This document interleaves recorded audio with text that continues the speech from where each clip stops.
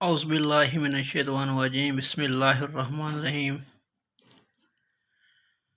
آج ہم نے جس ٹاپک کو زیر بحث لانا ہے وہ بالکل مختصر سا ٹاپک ہے، مثلث کے اجزاء، پارٹس آف اے ٹرائی اینگل۔ مثلث کے اجزاء، پارٹس آف اے ٹرائی اینگل۔ مثلث کے 6 اجزاء ہوتے ہیں۔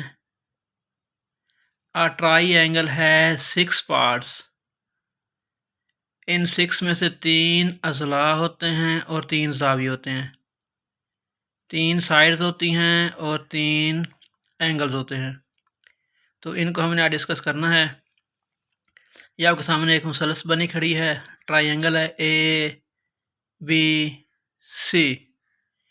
اس مثلث ٹرائی اینگل اے بی سی میں جو اے بی ہے، بی سی ہے اور سی اے ہے، یہ اس کے اضلاع ہیں، سائڈز ہیں، جبکہ جو میجر اینگل اے ہے، میجر اینگل بی ہے اور میجر اینگل سی ہے، یہ اس کے زاویے ہیں۔